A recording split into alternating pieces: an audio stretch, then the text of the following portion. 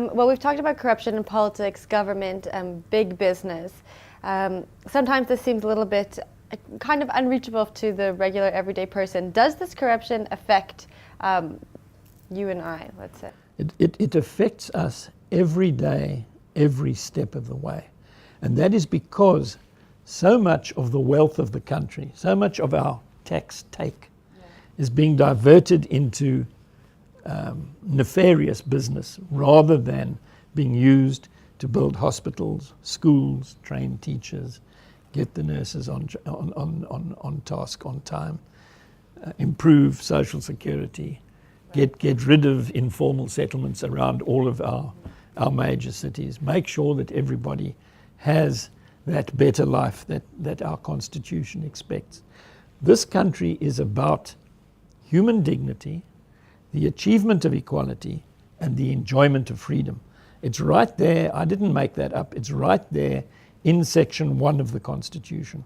And if we want to get to that better life, we have to get serious about the amount of corruption that we've allowed to creep into our society, into commercial activity, into activity between state and the private sector. And it sounds like I've been hammering the state.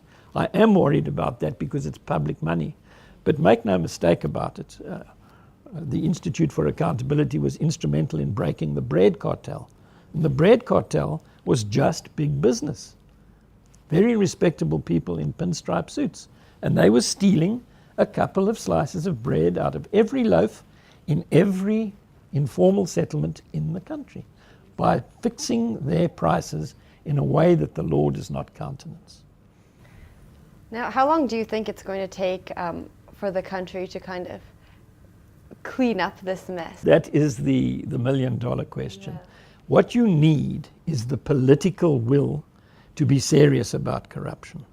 You would have heard the Minister of Finance saying corruption is out. You would have heard in SONA, you would have heard the President saying we are against corruption.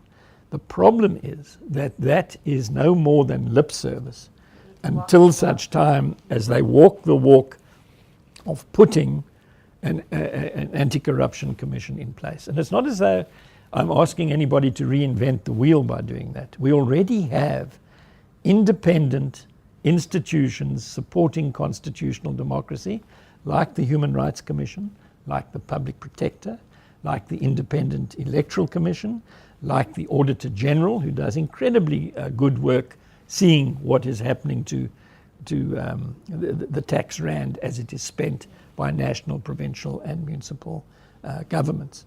What we don't have at this stage, because the Scorpions were replaced by a lesser group called the Hawks.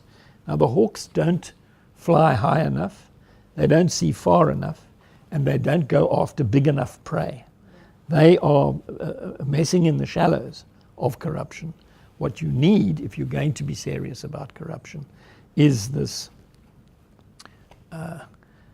entity with sufficient clout to take on the big ones. And that's going to happen when South Africans get sufficiently peeved about being victims of corruption to insist from their politicians that they get real about corruption and stop just paying lip service to anti-corruption measures.